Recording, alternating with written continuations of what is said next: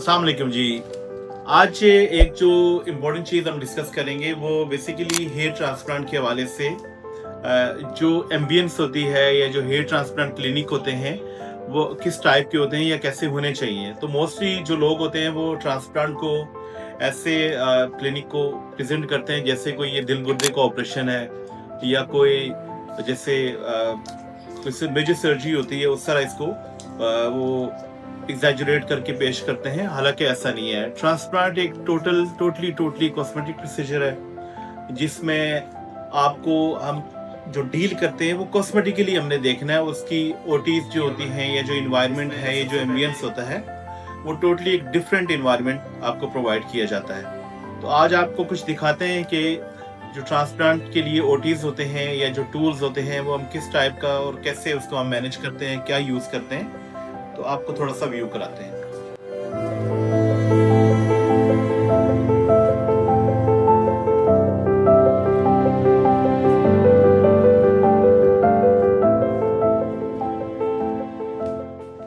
तो ये basically hair transplant के लिए हमने जो ओटी है इसको हमने डिजाइन किया हुआ है।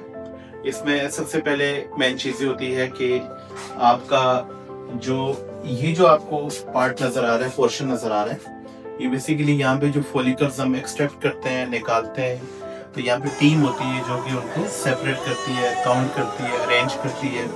और यहाँ पे देखें ये डिफरेंट इसके लिए हम ये जो कूल लाइट्स होती हैं ये इनको यूज करते हैं। फिर यहाँ पे वो सारा सेपरेशन होती है फॉलिकल्स की, यहाँ से सेपरेट करके फिर उसको हम इस ट्रॉली पे लेके आते हैं। यहाँ पे उनको अरेंज करके फिर जो प्लेसर्स होते हैं, ठीक है, फिर वहाँ पे वो पेशेंट को इस जगह पे वो प्लेस करते हैं। इसको टोटली हम क्लीन करते हैं। ये लाइट्स आप देख रहे हैं ओटी में, ये ट्रांसप्लांट में किस तरह की लाइट जनरल सर्जरी के लिए जो लाइट यूज होती है काइंड ऑफ उसी तरह की, लेकिन इसके अंदर जो लाइट्स होती हैं वो डिफरेंट टाइप की होती हैं। ये ऊपर आप देख लें कि कैसे हमने इसको फोकस के लिए ये लाइट्स बहुत जरूरी होती हैं, क्योंकि जो फॉलिकल होता है बहुत ही बारीक होता है, ठीक है। तो उसमें लाइट जो काम करने वाला बंदा है उसका फोकस, ये बहुत जरूरी चीजें होती हैं। बाकी इसमें जितना भी इक्विपमेंट हम यूज करते हैं वो टोटली डिस्पोजेबल होता है, कोई चीज भी इसमें रीयूज नहीं की जाती। फॉलिकल्स को एक्सट्रैक्शन के लिए, काउंटिंग अरेंजमेंट के लिए इस तरह के जो होते हैं बेसिकली ये ऑप्टिमाइजर्स हम यूज करते हैं, ठीक है, इससे कि वो लार्ज करके इनको दिखाते हैं। बाकी टूल इसमें टोटली डिस्पोजेबल होता है। पेशेंट के कंफर्ट के लिए यहाँ पे एलईडीज एलसीडीज लगी होती हैं, ठीक है।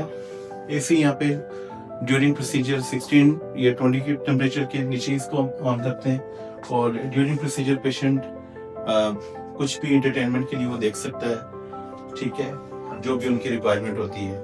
तो ये बेसिकली एक बेसिक सी चीज है। तो इस ओटी को हमने एज ए जनरल ओटी की तरह प्रेजेंट नहीं करना होता है कि जहाँ पे आपको ब्लीडिंग नजर आ रही हो या आप देख रहे हैं ये सारा क्लीन होता है। ये सारा इसको हम अमेरिकन जो स्टीलियम होता है उससे इसको क्लीन करते हैं बिफोर सर्जरी। टूल उसी टाइम ओपन होता है जब पेशेंट इन हो जाता है ओटी में। तो ये जो रूम होता है इसको हम ट्रिमिंग रूम भी कहते हैं या प्रिपरेशन रूम कहते हैं, जिसमें आप ये देख सकते हैं कि जब पेशेंट इन होता है तो सबसे पहले उसको हम लॉकर प्रोवाइड करते हैं जिसमें अपनी जो बिलोंगिंग्स होती हैं उनको यहाँ पे लॉक करके, तो ये की हम पेशेंट को दे देते हैं ताकि उनकी जो भी चीज़ है वो सेव रहे। जाते हुए वो फिर इसको अनलॉक करके अपनी चीज़ें वो निकाल लेते हैं। बाकी यहाँ पे ये ओटी का ड्रेस होता है जहाँ पे जब पेशेंट को पहनाते हैं ट्रांसप्लांट के लिए। यहाँ पे उसकी ट्रिमिंग की जाती है। ट्रिमिंग के लिए ये टूल्स वगैरह यूज होते हैं सारी। फिर पेशेंट को जो है ना हेड वॉश किया जाता है यहाँ पे, ठीक है।